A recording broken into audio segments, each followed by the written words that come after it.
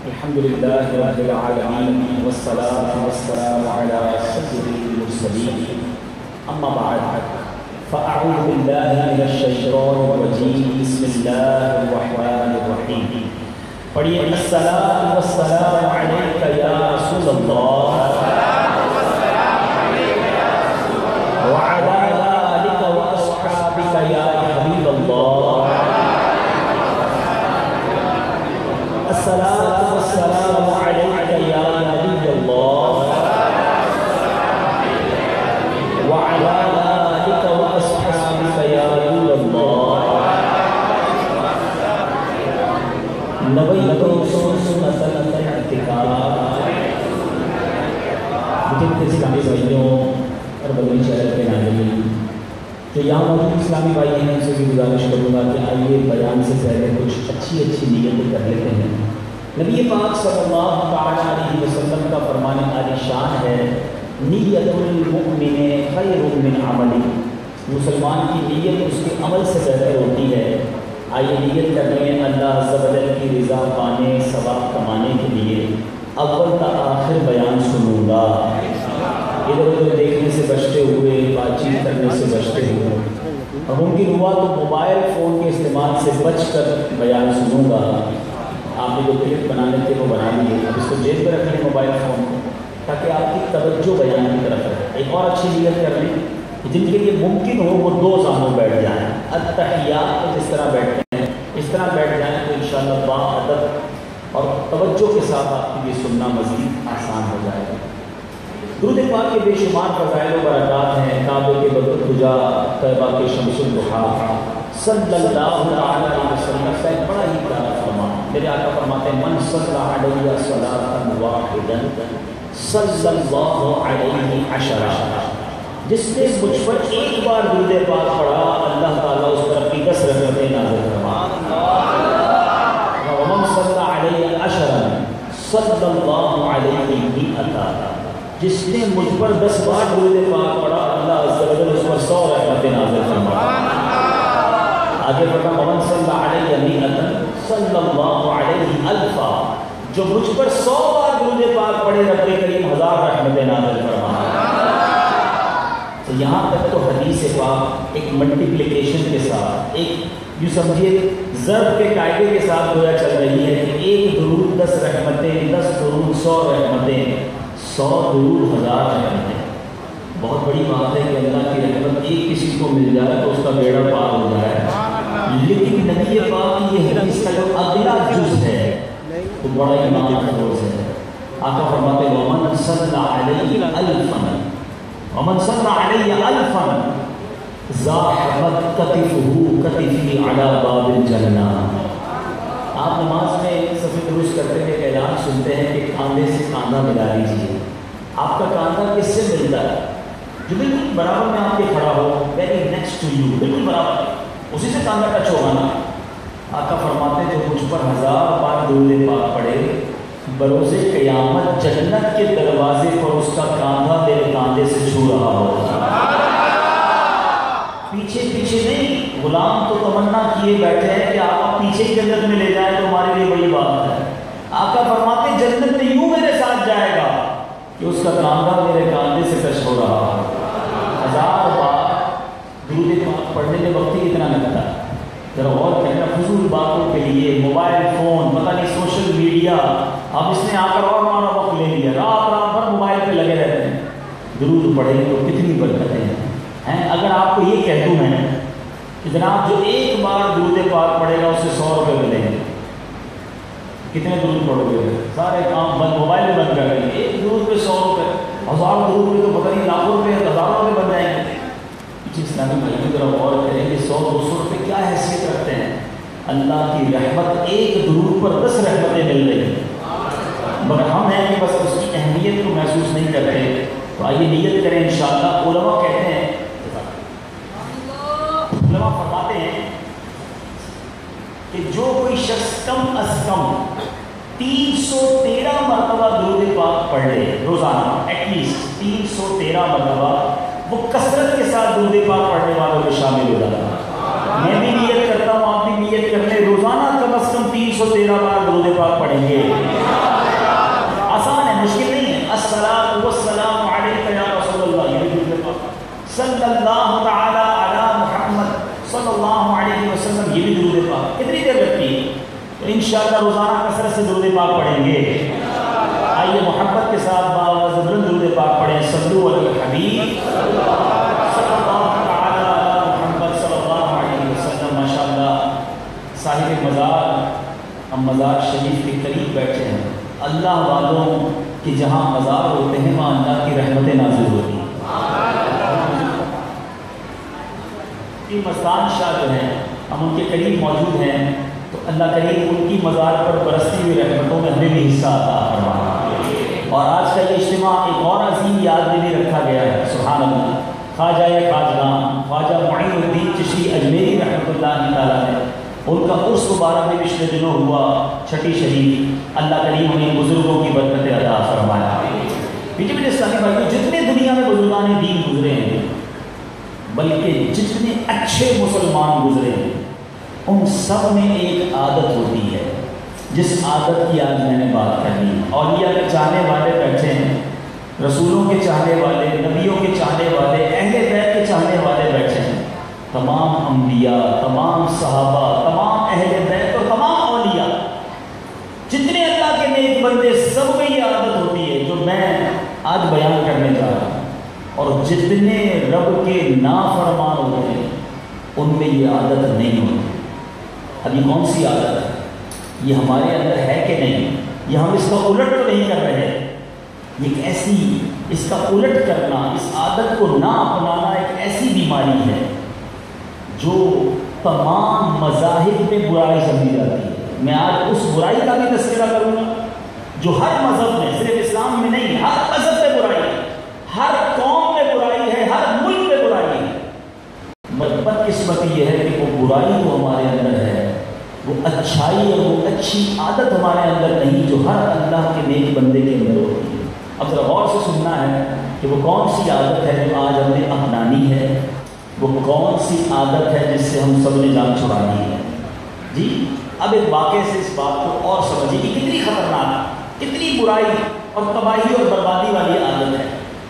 کسی شہر میں ایک تاجر رہا کرتا تھا. آج ہمارے یہاں تھوڑا سا پیسہ آ جائے تو لوگ ملازمین رکھتے ہیں، گھر میں کام کاج کرنے والے لوگ رکھتے ہیں. اس زمانے میں غلام ہوتے تھے، غلام لوگ خریدتے تھے. تاجر نے دیکھا کہ گھر میں کافی کام کاج ہوتا ہے، کہ غلام کی ضرورت پڑے گی جو گھر کے سودا سلف اور کام کاج کرنی لگے. بازار پہ گیا، یہ غلام بڑا اچھا لگا. بیچنے والے نے کہا کہ بڑے سستے داموں میں دے دوں گا، بس ایک اس میں برائی ہے. اور وہ برائی کیا ہے؟ کہ سال میں ایک بار جھوٹ بولتا ہے. ایک دن سال میں ایسا آتا ہے جس دن یہ جھوٹ بولتا ہے.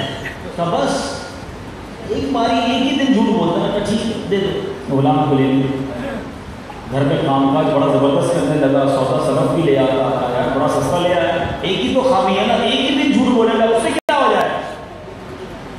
غلام چلتا رہا، فیملی بھی چلتی رہی، کام کاج بھی چلتے رہے. ایک دن اس غلام نے، سال پورا ہو گیا، گویا جھوٹ بولنے کا دن آ گیا. ان دونوں کو تو نہیں پتا تھا، میاں بیوی کو. بیوی کے پاس کیا پتا ہے صاحب جی کا کیا حال ہے، کا کیا حال ہے؟ تو وہ تو کسی دوسری عورت کے چکر میں پڑ گئے اور آپ کو چھوڑنے والے ہیں. بالکل انہوں نے پلان دیا ہے کہ آپ کو طلاق دے دیں گے اور وہ کسی اور سے شادی کر لیں گے. کہا اچھا کیا کروں؟ تو میرے پاس ایک آج ہے، آپ کسی طرح صاحب کا ایک بال لے آئیں توڑ کر. میرے پاس ایک ایسا بندہ ہے جو اس پر ایسا عمل کرے گا کہ یہ شوہر تمہارا ہی ہو جائے گا اور کہیں نہیں جائے گا. لیکن وہ بال جو ہے وہ گردن کے قریب کا بال ہو. کہا میں گردن کے قریب کا بال کیسے توڑوں گا؟ کوئی مسئلہ ہی نہیں، آپ کے شوہر ہے، جب سو جائیں تو یہ اس طرح میں آپ کو دیتا ہوں، اس طرح سے جا کے بال کاٹ لینا. ہاں آسان سا کام ہے، ٹھیک ہے. اب گیا صاحب کے پاس کہ آپ کو پتہ ہے بیوی کا کیا معاملہ ہے. وہ تو جھوٹ بولنے کا دن تھا نا. بیوی کو کہا کہ آپ کو، شوہر کو کہا کہ آپ کو پتہ ہے کہ بیوی کا کیا حال ہے؟ کیا ہے؟ بولے وہ تو آپ کو مارنے والی ہے. کہا ایسا ہو ہی نہیں سکتا، مجھ سے بڑی محبت کرتے. کہا نہیں، اس کے کچھ اور ارادے ہیں. آج رات تیار رہیے گا، سوئے ہوئے ہوں گے، وہ اس طرح لے کر آپ کی گردن کاٹ دیں گے. اس کو یقین ہی نہیں آیا. دیکھ لیجیے گا رات اب کس خوف سے نیند آئی نہیں. آنکھیں بند کر کے جا رہا. تھوڑی دیر ہوئی تو دیکھا کہ برابر وہ सारी जिंदगी तोहफे लाता रहा, उसे मोहब्बत करता रहा, उस तरह लेकर आ गए और बिल्कुल गर्दन के करीब नहीं ले गए। जैसे ही आंख खुली उसने बीवी के हाथ से उस तरह दिया और अपनी बीवी का गला काट दिया। बीवी वहीं मर गई, शोहर को पुलिस उठा कर ले गई। सारा मामला जब खुला तो पता चला कि ऐसा गुलाम घर में आ गया था जो झूठ बोलने वाला था। हंसता बसता घर उजाड़ दिया, उस मालिक को भी फांसी पर चढ़ा दिया गया। ये एक हिकायत है, बताया एक हिकायत है, मगर दर्स कितना है कि झूठ बोलकर घर तोड़वाने जाते हैं। झूठ की नहुसत ऐसी है जो बर्बादी लाती है, और आज हम झूठ को कोई ऐब ही नहीं समझते, झूठ को कोई जुर्म ही नहीं समझते, झूठ बताए कोई मसला ही नहीं है। आज हर दूसरा आदमी झूठ बोल रहा है। मेरे बीच इस्लामी भाइयों, बचपन से एक आयत सुनते आ रहे हैं, आप सबको याद नहीं होगी, लानतुल्लाहि अलल काज़िबीन, झूठों पर खुदा की लानत। बेशक ये काफिरों के हक में नाज़िल हुई है, मगर अल्लाह ताला को झूठा कितना नापसंद है। जो बुजुर्ग बैठे हैं इनसे पूछे, पहले कभी कभी किसी को झूठ बोलते हुए सुनते थे, मगर आज ऐसा हो गया है कि कोई कभी कभी ही सच बोलता है। ऐसा झूठ बोलते हैं, इतना झूठ बोलते हैं, बिना वजह झूठ बोलते हैं, लोगों को हंसाने के लिए, लतीफे सुनाने के लिए, दोस्तों यारों में बैठे तो ऐसी तफरीह के लिए झूठ बोलते हैं। ऐसा न करें, सच्चे आका के गुलाम हैं तो सच्चे बनकर रहें। अल्लाह तबारक व तआला को सच्चा बंदा पसंद है। ऐ मेरे पीछे इस्लामी भाइयों, नबी पाक सल्लल्लाहु अलैहि वसल्लम की हदीस पहले बाद में सुनाऊंगा, एक बुजुर्ग का कौल सुने पहले। सैयदना इमाम अब्दुल रहमान इब्ने जौज़ी रहमतुल्लाहि अलैहि फरमाते हैं, जब मोमिन बिला उज़्र झूठ बोलता है, बगैर किसी एक्सक्यूज के बिला उज़्र झूठ बोलता है, तो उसके मुंह से बदबूदार चीज निकलती है, यहां तक कि वो अर्श पर पहुंच जाती है, बदबू अर्श तक पहुंचती है। और फरमाया, अर्श उठाने वाले फरिश्ते उस पर लानत करते हैं, और उनके साथ 80,000 फरिश्ते भी लानत करते हैं, और 80 खताएं उसके जिम्मे लिखी जाती हैं। और वो खताएं कितनी बड़ी? फरमाया, सबसे कम खता ओहद पहाड़ जितनी है। एक झूठ बोलने पर 80,000 फरिश्ते लानत करें, मुझे बताओ उससे बड़ा बदबख्त कौन है जिस पर फरिश्ते लानत करें? हदीस पाक में आता है, नबी पाक सल्लल्लाहु अलैहि वसल्लम फरमाते हैं, झूठ बंदा जब बोलता है, हदीस का मजमून है, उसके मुंह से ऐसी बू निकलती है कि फरिश्ता 1 मील दूर हो जाता है। अब जिससे रहमत का फरिश्ता ही दूर हो गया, अब बरकत कहाँ से आएगी? हम कहते हैं यार पता नहीं कारोबार में बरकत नहीं होती, कोई कहता है घर में बरकत नहीं होती, कोई कहता है बीमारी नहीं जाती। झूठ बोल बोल बोल बोल के रहमत के फरिश्ते दूर कर दिए तुमने, अब कहाँ से बरकत आएगी? झूठी कसमें खाते हैं, कारोबारी लोग भी बैठे होंगे, अल्लाह की कसम मेरा इतने का पड़ता है, मैंने यहाँ से खरीदा है, मेड इन फला है, जो बोल रहे होते हैं झूठ होता है। कितना बुरा हाल है आज हाल यह है कि हमें अपने मुसलमान भाइयों से कोई चीज खरीदने में डर लग रहा होता है कि पता नहीं यार सच्ची होगी कि नहीं। दवाई नहीं लेते लोग अपने वतन की, हमारा वतन मुस्लिम मुल्क है। आज काफिरों के मुल्क की अगर कोई चीज हमें लाकर देते हैं, कहते हैं यार सच्चा है, ये चीजें सही होंगी, प्रोडक्ट भी ठीक होगी, जो लिखा है वही होगा, लेकिन मुसलमान से लेते में डर लगता है। मुझे सच बताओ कि अल्लाह को जवाब नहीं देना? ये मिलावट करने वाले, ये झूठ बोलने वाले, अरे सौदा बेचते वक्त ऐसी ऐसी बातें करते हैं कि सामने वाला कहता है यार कितनी बातें कर रहा है, चलो ले चलो, कपड़ा पक्के रंग का है, सिलाई बड़ी पक्की है, अरे जूते बहुत जबरदस्त हैं, बाहर से खरीदे हैं, इतनी तारीफ करेंगे, और घर जाता है बंदा पहली लाई हुई कलर निकल जाता है, उसके दिल को क्या गुजरती होगी? मेरे पीछे इस्लामी भाइयों, धोखा देना इस्लाम से नहीं, झूठ बोलना इस्लाम का तरीका नहीं, मगर आज मुसलमान झूठ बोल बोल कर अपने भाई को नुकसान पहुंचा रहा है, ये चंद सिक्कों की खातिर। अभी मुझे किसी ने पिछले दिनों बताया, दवाइयों में तो मिलावट होती थी, अब खून के अंदर मिलावट होने लगी है, जो ब्लड मरीज को चढ़ाया जाता है। अब सोचिए ना किधर पहुंच गए हम, चंद सिक्कों की खातिर इतना मिलावट, इतनी झूठ। अल्लाह की बारगाह में क्या वो दिखाएंगे? ये पैसा किस काम का जो झूठ बोलकर आपने कमाया है? झूठ बोलकर, सूद देकर, मिलावट करके, धोखा देकर जो माल कमाया, जिन बच्चों पे बंदा कहता है बच्चों के लिए कर रहा हूं, बच्चे बर्बाद हो जाएंगे हराम खाएंगे तो, वो बच्चे कभी भी माँ बाप के फरमाबरदार और उसके लिए काम के नहीं बन सकते जो हराम खिलाकर बड़े किए गए। میرے بیچ اسلامی بھائیوں خدا نہ سمجھیے، یہ اسلام کا طریقہ نہیں، اولیاء کرام کا انداز نہیں۔ آج اولیاء کرام کی ایصال ثواب کی محفل میں آئے ہیں، ہمارے تمام اولیاء سچے، تمام صحابہ سچے، اہل بیت سچے، تمام انبیاء سچے، اور میرے آقا تو ایسے سچے کہ امام عشق و محبت اعلیٰ حضرت لکھتے ہیں سچی بات سکھاتے یہ ہیں، سچی بات سکھاتے یہ ہیں، سیدھی راہ چلاتے ہیں۔ مگر ہم ہیں کہ بالکل دھڑے سے جھوٹ بولتے ہیں، اس قدر جھوٹ بولتے ہیں۔ اور یاد رکھیے جھوٹ ہر قوم میں برا ہے، ہر ملک میں برا ہے، ہر مذہب میں برا مانا جاتا ہے۔ یہ وہ برائی ہے ایچ اینڈ ایوری ریلیجن، ہر مذہب میں اس کو برا سمجھا جاتا ہے۔ اور سچی بات میں بتاؤ، اب میں جو بات کرنے جا رہا ہوں نا، مزہ نہیں آ رہا مجھے یہ بات کرنے میں۔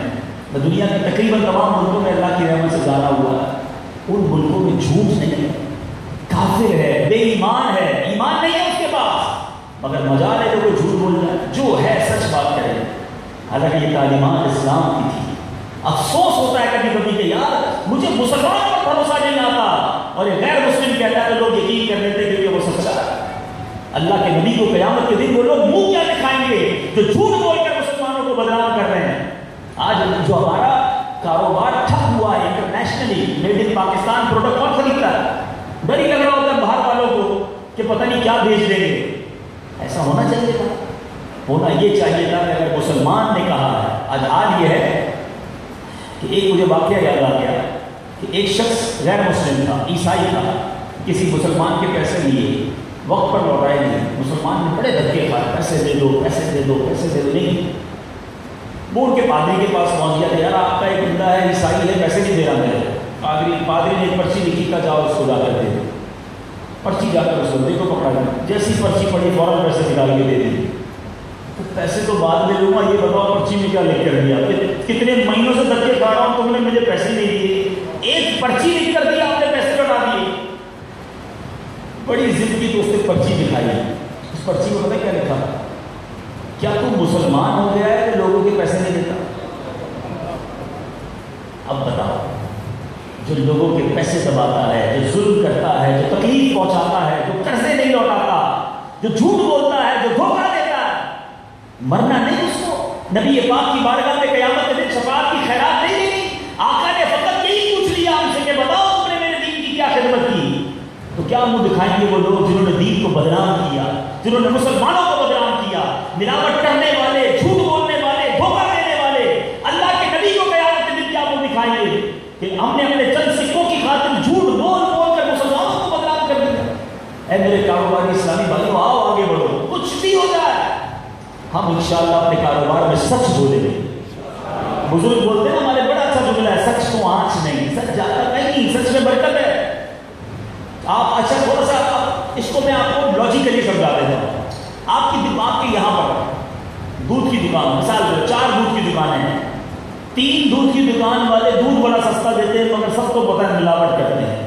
ایک سچا ایماندار خالص دودھ بیچنے والا ہو اور 2 روپے مہنگا دیتا ہو، بتاؤ دودھ اس کا بکتا ہے نہیں بکتا؟ سچے کو لوگ پسند کرتے ہیں، ایماندار کا کاروبار ہی بڑھتا ہے۔ یہ بے وقوفی ہے کہ میں بےایمانی کر کے کما لوں گا۔ جو حرام کی طرف جاتے ہیں نا، ایک بات سمجھ لیں، دانے دانے پہ لکھا ہے، سب کو یاد ہے، دیکھو یاد سب عمل نہیں رہتا، دانے دانے پہ لکھا ہے کھانے والے کا نام، جس دانے پر میرا نام لکھا ہے نا وہی مجھے ملے گا۔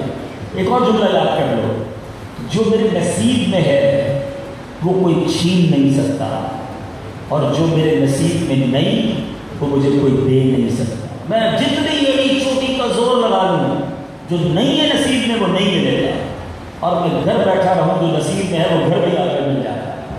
تو نصیب کی بات ہے، ہم کیوں حرام کی طرف جاتے ہیں؟ جو مقدر میں لکھا ہے وہ مل کر رہے گا، کیوں جھوٹ بول کر حرام کماتے ہو؟ کیوں جھوٹ بول کر اللہ کو ناراض کرتے ہو؟ اس کو ایک اور طریقے سے سمجھ لو۔ ایک بار مولا علی کرم اللہ تعالیٰ وجہ کریم ایک مسجد میں گئے، اپنا لباس اتارا اور ایک بندہ باہر کھڑا تھا، اسے پکڑایا کہ لباس پکڑو اور واپس آؤ، نماز پڑھ کے آؤ۔ جو جنگی لباس ہوتا ہے جوبا سمجھ لیں، اب واپس آئے وہ بندہ غائب ہے، آپ کا لباس چوری کر کے چلا گیا۔ آپ بڑے حیران بھی ہوئے، افسوس بھی ہوا، آگے گئے تو دکان میں وہی لباس ٹنگا ہوا تھا۔ آپ نے کہا یہ لباس کدھر سے آیا میرے پاس؟ ابھی ابھی ایک بندہ آیا تھا اور 2 دینار کا بیچ کر گیا ہے۔ آپ نے فرمایا جب میں مسجد میں گیا تھا میں نے نیت کی تھی کہ میں اس کو 2 دینار تحفے میں دوں گا. اللہ نے یہ 2 دینار اس کے لیے حلال لکھے تھے، اس سے چوری کر کے وہی 2 دینار حرام سے کما لیا. جو جھوٹی قسم کھا رہا ہے، جھوٹا مال بیچتا ہے، ملاوٹ کرتا ہے، وہ سوچ لے کہ مجھے یہ ملنا تو تھا مگر میں نے خود ہی حرام کر کے لے لیا. اب آپ کے اوپر ہے. اچھا، یہ صرف کاروبار میں جھوٹ نہیں، دھوکہ. ایک بار نبی پاک صلی اللہ علیہ وسلم ایک سبزی والے کے پاس سے گزرے تو آپ نے غلہ دیکھا، سبزی تھی، اندر ہاتھ ڈالا تو وہ غلہ گیلا تھا نیچے. آ کر فرمایا یہ کیا ہے؟ وہ بارش ہوئی تھی اس لیے گیلا ہو گیا. نبی پاک نے فرمایا کہ گیلا اوپر کیوں نہیں رکھا تھا؟ حدیث شاہ فرمائی من غش فلیس منا، جو دھوکہ دے وہ ہم میں سے نہیں. تو چاہے چھوٹا ہو چاہے بڑا، حال یہ ہے جو افسوس ہوتا ہے جس کو جہاں موقع لگتا ہے دھوکہ دیتا ہے، جس کو جہاں موقع لگتا ہے وہ چوری کرتا ہے، جس کو جدھر موقع لگتا ہے وہ غلط کام کرتا ہے. ایسا نہ کرو. ہم نبی پاک کے امتی ہیں. اگر میرے اور آپ کے سامنے کوئی چیز آ جائے تو ہم حرام کر لیں گے، ہم اللہ رسول کو بھول جائیں گے. اس وقت کدھر گیا خوف خدا اور عشق رسول؟ میں آپ کو اپنی زندگی کا ایک واقعہ سناتا ہوں. ایک بار میں ایک جگہ گیا، مارکیٹ کی، واش روم میں گیا استنجا کرنے کے لیے. لائٹ نہیں تھی تو میں نے اپنا موبائل فون نکالا. اور موبائل فون کیوں نکالا کہ اس میں روشنی لائٹ ہوتی ہے. لائٹ میں نے سائڈ پہ رکھا اور میں واش روم سے فارغ ہو گیا. فارغ ہو کر نکلا، موبائل ادھر بھول گیا. آپ یقین کریں 3 سے 4 منٹ بعد مجھے یاد آیا. زیادہ دیر نہیں، 4 منٹ لگے، جب 5 لگے ہوں تو واپس گیا، موبائل وہاں نہیں تھا. یقین کریں مجھے افسوس پتہ ہے کیا ہوا؟ اب سنیے گا. مجھے افسوس واللہ یہ نہیں ہوا کہ میرا موبائل، یقین وہ بھی افسوس ہوا مگر اس سے بڑا افسوس ہوتا ہے کیا ہوا کہ میرے بعد جو استنجا خانے میں گیا تھا وہ چور نہیں تھا، وہ ایک عام مسلمان تھا. مگر اس کو جب موبائل نظر آیا تو اس نے چوری کر دی. موقع ملا تو چوری کر دی. یار یہ ایمان ہو گیا ہمارا کہ آج میرے سامنے 2 5 10 ہزار کی کوئی چیز آ جائے تو میرا ایمان بیچ دوں گا. میں چور بن جاؤں گا، میں دھوکے باز بن جاؤں گا، میں اللہ کو ناراض کرنے والا کام کر دوں گا. تو پھر ایمان کدھر گیا؟ خوف خدا کدھر گیا؟ اللہ پر یقین کدھر گیا؟ آخرت کا خوف کدھر گیا؟ خدا نے میری بات سمجھی. ہو سکتا ہے میں آج کچھ تش باتیں کر رہا ہوں لیکن دل جلا ہوا ہے کہ ہمارے کلمہ پڑھنے والے، اور میں تو یہاں اپنے اولیاء کرام کی چاہنے والوں سے بات کر رہا ہوں، جو خواجہ کے چاہنے والے، جو غوث پاک کے چاہنے والے، جو صاحب بازار کے قدموں میں آئے ہیں. ارے اولیاء کی بات نہیں کرتے ہو پھر بھی جھوٹ بولتے ہو. یہ وہ اولیاء کرام ہیں جو رات عشاء کے وضو سے فجر پڑھا کریں اور ان کا چاہنے والا، نیاز کھانے والا، عرس کرنے والا، عرس میں شرکت کرنے والا نہ عشاء پڑھے نہ فجر پڑھے. اور خواجہ خواجگان، خواجہ غریب نواز، میرے پیچھے اسلامی بھائیوں روزانہ 2 قرآن پاک ختم کیا کرتے تھے. اے خواجہ کے چاہنے والوں، ہم سال میں پورا قرآن نہیں پڑھتے، بلکہ ہاتھ نہیں اٹھ پاؤں گا کہ ہم میں سے کس کس کو قرآن صحیح پڑھنے آتا. یہ کیسی اولیاء کرام کی غلامی ہے؟ ابھی میں پڑھا تو جھوم جھوم کر پڑھیں گے میں تو پنجتن کا غلام ہوں. بڑی اچھی بات ہے. مگر پنجتن کے غلاموں، امام حسین کا جب سر کاٹا گیا نا کربلا، اس وقت بھی سجدے میں تھے، اس وقت بھی نماز پڑھ رہے تھے. تمہاری فجر چلی جاتی ہے، تمہاری ظہر چلی جاتی ہے، تمہاری عصر کا پتہ نہیں، تمہاری مغرب قضا، تمہاری عشاء قضا. یہ پنجتن کی غلامی کیسی ہے؟ وہ تو شہید ہوتے وقت پیغام دے رہے کہ میرے غلاموں آخری وقت بھی میرا سجدہ نہیں گیا. بلکہ امام حسین کی تو یہ کرامت ملتی ہے کتابوں میں کہ جب آپ کا سر نیزے پر اٹھا کر جا رہا تھا تو اس سر سے اس وقت بھی تلاوت قرآن کی آواز آ رہی. عبادت ہو تو ایسی ہو، تلاوت ہو تو ایسی ہو، سرے شبیر تو نیزے پہ بھی قرآن سنا. اور غور کرنے کتنا فرق ہے. میں ایک کس برائی پر بات کروں، میں تو آج تک جھوٹ خدا را. اچھا پھر ہنسی مذاق کے لیے جو جھوٹ بولتے ہیں، سنو سرکار دو عالم صلی اللہ علیہ وسلم نے فرمایا کہ جھوٹ جو ہے وہ کس قدر برا عمل ہے. سچ بولنا نیکی ہے. آقا فرماتے ہیں نیکی جنت میں لے جاتی ہے، اور جھوٹ بولنا فسق و فجور ہے، اور فسق و فجور دوزخ میں لے جانا. یہ جہنم میں جانے کا راستہ ہے.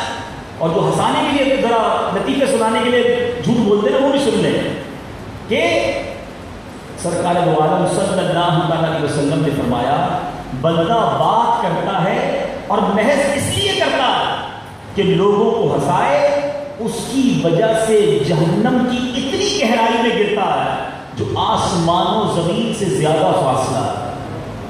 اور زبان کی وجہ سے جتنی غلطی ہوتی ہے وہ اس سے کہیں زیادہ ہے جتنی قدم سے غلطی ہوتی ہے۔ ایک اور قول بزرگ کا ہے ڈرا دینے والا، جو ہنساتے لطیفے سناتے، کہتے ہیں میری دوستوں میں بڑی بات ہے، میں بڑی لطیفے سناتا ہوں، سارے دوست میرے دیوانے، سنو۔ فرمایا جو ہنستے ہنستے گناہ کرتا ہے وہ روتے روتے جہنم میں جایا جائے۔ اچھا پھر اسی طرح ایک اور گڑبڑ کرتا ہے، جھوٹ بولنا بہت کبیرہ گناہ، بڑا گناہ۔ یقیناً چند مقامات پر شریعت نے جھوٹ بولنے کی اجازت دی مگر اس کی شرائط ہے، مگر یہاں تو جو جھوٹ لوگوں کو تکلیف پہنچانے کے لیے، ویسے ہی بہانے بنانے کے لیے، ایک اور جھوٹ کی عادت کس میں ہوتی ہے؟ یہ آج کل جو اسکول کالجز کے اسٹوڈنٹ ہیں، نوکری کرنے والے لوگ ہیں، ایک تو کاروباری جھوٹ بولتے ہیں، ایک ہنسانے کے لیے جھوٹ بولتے ہیں، ویسے ہی جھوٹ بولتے ہیں۔ دو قسم کے لوگ ہوتے ہیں۔ پہلے ایک بات سمجھ لو، جھوٹا جو ہے وہ ہمیشہ ٹینشن میں رہے گا، اس مضطرب بے کل جھوٹا جو ہوگا اس کو نیند نہیں آئے گی، بہت مشکل سے نیند آئے گی، بے چین رہے گا۔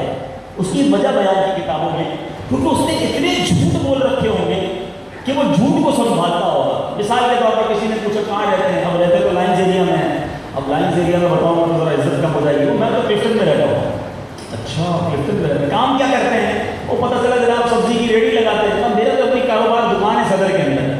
اچھا آپ کی دکان بھی ہے، ماشاء اللہ۔ اچھا کنوینس کون سا ہے؟ پتہ چلا روز بس کے اندر آتا ہے، میرے پاس تو کرولا گاڑی ہے۔ 3 جھوٹ بول دیے اس کو۔ اب ساری زندگی یاد رکھنا پڑے گا کہ میں لائنز ایریا میں اس کے لیے نہیں رہتا، اس کے لیے کلفٹن میں رہتا ہوں۔ کبھی بھی پوچھے گا وہی بتانا ہے، ورنہ غلط بولا ہے تو مس ہو جائے گا، ٹھیک ہے؟ اچھا اسی طرح آفس پہ گئے، لیٹ ہو گئے، بھائی کیوں لیٹ ہوئے؟ گاڑی پنچر ہو گئی۔ اچھا جناب۔ پھر لیٹ ہوئے، وہ نانی بیمار تھی۔ اچھا جناب۔ پھر لیٹ ہوئے، 4 دن چھٹی کی، اب کی چھٹی کی نانی کا انتقال ہو گیا۔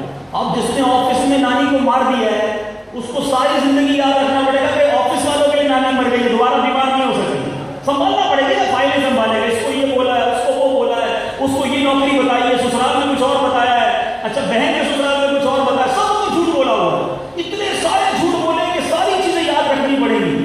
سچے کو کچھ یاد نہیں رکھنا پڑتا۔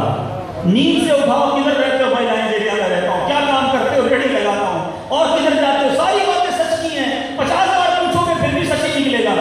سچا آدمی ٹینشن فری ہوتا ہے، بلکہ کتابوں میں لکھا ہے سچا چہرے سے پہچانا جاتا ہے۔ ہاں، چہرہ دیکھ کر پرسکون، کام، کول ہے۔ میرے آقا علیہ الصلوۃ والسلام، سبحان اللہ، نبی پاک کو جب کفار دیکھتے تھے نا، غیر مسلم دیکھتے تھے، دیکھ کر کہتے تھے یہ جھوٹے کا چہرہ نہیں ہو سکتا، یہ جس رب کی بات کرتے ہیں وہ رب سچا ہے، یہ چہرہ بتاتا ہے یہ سچے کا چہرہ ہے۔ ارے خواجہ خواجہ غریب نواز کی بات ہو رہی ہے، ان کی چھٹی کے لیے جمع ہوئے ہو، جب ہندوستان گئے سارے کفار خلاف ہو گئے، 90 لاکھ غیر مسلم کیسے مسلمان ہوئے؟ ارے آپ کا تو لوگ دیدار کرتے کلمہ پڑھ کے مسلمان ہوتا۔ یہ ہوتا ہے سچا۔ سچا آپ کو بڑا پرسکون ملے گا۔ اب آپ کی مرضی ہے، بے چین رہنا ہے، اچھا ادھر بے چین رہنا ہے، ادھر پتہ نہیں کتنی مار پڑے گی، تو خدا را ان برائیوں سے اپنے آپ کو بچائیں، جھوٹ سے اپنے آپ کو نکالیں، سچ بولیں، ہر بات میں سچ بولیں۔ تکلیف ہوگی شروع میں، جھوٹ بولنے کی اتنی عادت ہو گئی ہے، اب آپ بولے نا جھوٹ بولوں گا تو آفس میں 1 گھنٹہ تنخواہ کٹ جائے گی، کٹوا دو تنخواہ۔ یہ 1 گھنٹے کی حرام لے کر اللہ کو کیا جواب دو؟ یہ حرام روزی وہاں جتنی مار اس کی وجہ سے پڑے گی وہ کیسے سہو گے؟ اور دوسرا فائدہ بتاتا ہوں، ایک تو حرام روزی سے بچے، جس دن واقعی آپ کی تنخواہ کٹنی شروع ہوئی نا، ٹائم پہ پہنچنا شروع ہو جاؤ گے۔ جھوٹ نہیں بولنا نا، سچ بولنا ہے، کتنی عادتیں ٹھیک ہو جائیں گی۔ ایک شخص نبی پاک علیہ السلام کی بارگاہ میں آیا، عرض کی حضور مجھے اسلام قبول کرنا ہے، لیکن میں نے سنا ہے اسلام بڑا مشکل مذہب ہے، میں خلاصہ عرض کرتا ہوں، کیونکہ سنا اس میں شراب بھی منع ہے، اس میں جھوٹ بولنا بھی منع ہے، اس میں بدکاری بھی منع ہے، اس میں جوا بھی منع ہے، میں تو سارے کام کرتا ہوں، اتنے سارے گناہ نہیں چھوڑ سکتا۔ نبی پاک نے فرمایا، کہا ایک چیز مجھے کہہ دے، ایک چیز چھوڑ دوں گا، 4 چیزیں نہیں چھوڑ سکتا۔ آقا نے فرمایا جھوٹ بولنا چھوڑ، کہا بس جھوٹ چھوڑ دوں گا؟ ہاں جھوٹ چھوڑ، کہا ٹھیک ہے، کلمہ پڑا مسلمان ہو گیا۔ اب بولے یہ تو بڑا آسان ہو گیا بھائی، میں تو سمجھا تھا بہت ساری چیزیں چھوڑنی پڑے گی، انہوں نے تو ایک ہی چیز کا منع کیا، راضی۔ اچھا گھر گیا، شراب پینے کا ٹائم آیا، شراب کھانے گیا تو کہا کہ شراب پی تو لوں گا، منع بھی نہیں کیا، لیکن کل جب نبی پاک کی بارگاہ میں جاؤں گا اور انہوں نے پوچھا بتاؤ دن کیسا گزرا، تو میں کیسے بتاؤں گا شراب پیے؟ جھوٹ تو بولنا نہیں۔ شراب کھانے سے واپس آیا، بدکاری کرنے گیا، بتائی کر تو لوں گا، لیکن جب نبی پاک نے پوچھ لیا تو جواب کیا دوں گا؟ جھوٹ بولنے سے تو منع کیا ہے۔ جوا کھیلنے گیا، وہاں بھی یہ خیال آیا۔ دوسرے دن بارگاہ رسالت میں آ کے عرض کرتا ہے حضور ایک جھوٹ تو کیا چھوڑا، ساری برائیاں چھوڑ گئی۔ آپ بھی جھوٹ چھوڑ دو، آفس میں جھوٹ بولنا چھوڑ دو، اسکول میں جھوٹ بولنا چھوڑ دو، دوستوں میں جھوٹ بولنا چھوڑ دو، رشتے داروں میں جھوٹ بولنا چھوڑ دو۔ سچی زبان ہو گئی، اللہ ایسا نوازے گا تمہیں یقین نہیں آئے گا، کدھر سے غیر کے خزانوں سے برکتیں ملنا شروع ہو جائیں گی۔ مگر آج کٹی میں پڑ گیا ہے جھوٹ، اور اس جھوٹ کے ساتھ ساتھ ایک اور بری عادت، بہت سارے میرے نوجوان بیٹھے ہیں، میں چاہتا ہوں یہ بات بھی آج کر لوں، تکلیف پہنچانا، مذاق اڑانا۔ آج بڑا مذاق اڑایا جاتا ہے۔ کوئی بیچارہ چھوٹے کٹ کا ہو اسے ٹھنگو کہتے ہیں، لمبا ہو اسے لمبو کہتے ہیں۔ آزاد بیچارے کی میں نے یہ بھی دیکھا کہ زبان کسی کی تتلاتی ہو، اٹکتا ہو، اس کی بالکل اسی طرح بول کر نقل اتارتے ہیں۔ کالے کو کالو کہتے ہیں، ایک آنکھ نہیں اسے اندھا کہتے ہیں، پاؤں نہیں اسے لنگڑا کہتے ہیں۔ خدا کے بندو ذرا سوچو، تم کسی کا مذاق اڑا رہے ہو، اللہ نے تمہیں اچھا بنایا ہے۔ میں اور آپ بھی تو ایسے ہو سکتے تھے۔ اگر آج تم صحت مند ہو تو کسی کمزور کا مذاق اڑا رہے ہو۔ ارے کسی لنگڑے کو دیکھ کر تو ہم اللہ کا شکر ادا کرتے ہیں، مولا تیری مہربانی ٹانگیں پوری دی۔ اندھے کو دیکھ کر تو میں سجدہ شکر کرتا کہ یا اللہ اس کو آنکھیں نہیں دی، مجھے آنکھیں دی۔ اللہ تو نے بہرا نہیں بنایا، کان والا بنایا، گونگا نہیں بنایا، زبان دے دی، تیری مہربانی، ہونا یہ چاہیے تھا۔ مگر آج چار دوست ملتے ہیں اور پانچویں کو رگڑ کے رکھ دیتے ہیں۔ اچھا تو کہتے کیا ہے؟ وہ دیکھو ناراض تھوڑی ہو رہا ہے تو ہنس رہا ہے۔ ارے وہ آپ کے سامنے ہنستا ہوگا، گھر جا کے نہ جانے کتنا روتا ہوگا کہ اللہ میں اندھا نہ ہوتا تو میرا مذاق تو نہ اڑایا جاتا، میں کالا نہ ہوتا تو دوست مجھے کالو تو نہ کہتے، اے اللہ تو نے مجھے چھوٹے کٹ کا بنا دیا، مجھے ٹھنگو تو نہ کہتے۔ بتاؤ اس کے دل کے کتنے ٹکڑے تم کرتے ہوگے۔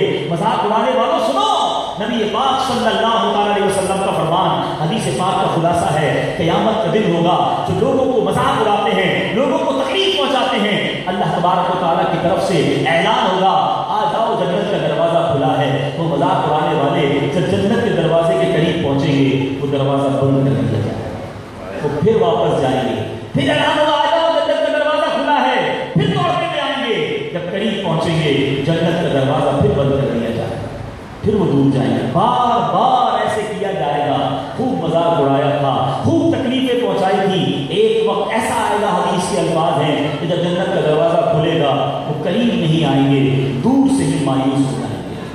اب سوچے وہ لوگ جو مذاق اڑا، کسی کا دل نہ توڑے، مسلمان کا دل کس قدر اہمیت کا حامل ہے۔ سرور کائنات صلی اللہ علیہ وسلم نے فرمایا من آذا مسلمن فقط آذانی ومن آذانی فقط آذى اللہ۔ آقا فرماتے جس نے کسی مسلمان کو تکلیف دی اس نے مجھے تکلیف دی، اور جس نے مجھے تکلیف دی اس نے اللہ کو تکلیف دی۔ غریب آدمی کا تو کوئی سوچتا ہی نہیں، جتنا مذاق اڑانا غریب کا اڑا دو، اللہ کی بارگاہ میں جواب دینا بھاری پڑ جائے گا۔ تو بہرحال آج کے اس مختصر سے بیان میں یہی عرض کرنے آیا ہوں کہ جھوٹ کے قریب نہ جائے، سچے ہو جائے۔ اللہ کو سچا بہت پسند ہے۔ قرآن کہتا ہے کونوا مع الصادقین، اور سچوں کے ساتھ ہو جاؤ تو ہم سچے بن جائیں گے، انشاءاللہ رب بہت ساری برکتیں عطا فرمائے گا۔ میں بھی نیت کرتا ہوں، آپ بھی نیت کریں کہ انشاءاللہ ہر حال میں سچ بولیں گے، جھوٹ کے قریب بھی نہیں جائیں گے، کبھی کسی مسلمان کو دھوکہ نہیں دیں گے، اور کبھی کسی کا مذاق نہیں اڑائیں گے۔ اور ایک اور نیت کرتے جائیں، اللہ کے ولی کے قدموں میں آئے ہیں کہ انشاءاللہ آج کے بعد ہماری کوئی نماز قضا نہیں ہوگی انشاءاللہ۔ ماشاءاللہ دعوت اسلامی کے 3 دن کے مدنی قافلے 14، 15، 16 اپریل جمعہ ہفتہ اتوار بلوچستان کے لیے روانہ ہوں گے۔ 1000 روپے خرچہ ہے۔ دعوت اسلامی کے مدنی قافلوں کی یہی خوبی ہے، اپنا اپنا کھائیں گے، سنتیں پھیلائیں گے، اپنے خرچ پر جائیں گے، مدنی قافلے کا علم دین بھی سیکھیں گے۔ 1000 روپے پکنک پر خرچ کیے ہوں گے، یہ 3 دن دے دیجئے، اللہ کے گھر میں رہیں گے، نہ جانے کتنے شرعی مسائل بھی سیکھیں گے۔ سب سے بڑا فائدہ تو یہ ہوگا 3 دن گناہ سے بچ جائیں گے۔ تینوں دن 5 وقت باجماعت نماز ملے گی، تہجد بھی ملے گی، اشراق چاش بھی ملے گی، اللہ نے چاہا اوابین بھی ملے گی۔ تو ہیں کوئی جو آپ نیت کریں خواجہ صاحب کے ایصال ثواب کے لیے، بزرگ کے ایصال ثواب کے لیے 3 دن مدنی قافلے میں سفر کریں گے۔ مجھے بتایا کہ آپ 16 سال بعد، کتنے سال بعد آئے؟ 20 سال بعد مجھے انہوں نے بتایا، مجھے تو یاد نہیں ہے، بتایا 20 سال بعد آپ اس علاقے میں آئے ہیں۔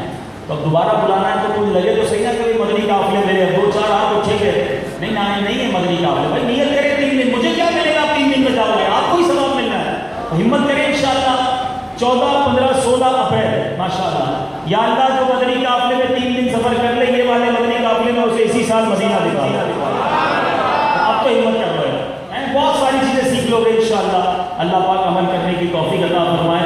اسی طرح جامع مسجد فیضان جمال مصطفیٰ، یہ کون سی مسجد؟ اچھا قریب لائنز ایریا میں بن رہی ہے جامع مسجد فیضان جمال مصطفیٰ، اس کی تعمیرات میں حصہ ملائیے، امید ہے کہ اسلامی بھائی یہاں موجود ہوں گے۔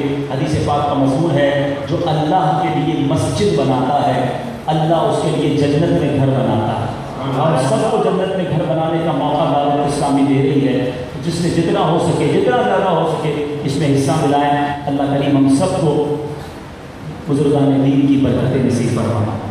صلو علی الحبیب صلی اللہ تعالی علی محمد صلی اللہ تعالی علیہ وآلہ وسلم۔ جب اسلامی بھائیوں، جھوٹ اور دیگر گناہوں سے بچنے کا، ایمان کی حفاظت کرنے کا ایک بہترین ذریعہ اور طریقہ جو ہے کسی پیر کامل کے ہاتھ میں ہاتھ دے دیا جائے، الحمدللہ ولی دعوت اسلامی رکن شورا شیخ طریقت امیر اہل سنت بانی دعوت اسلامی حضرت علامہ مولانا محمد الیاس قادری مدرس عالی کی طرف سے بیعت کے مجاز ہیں۔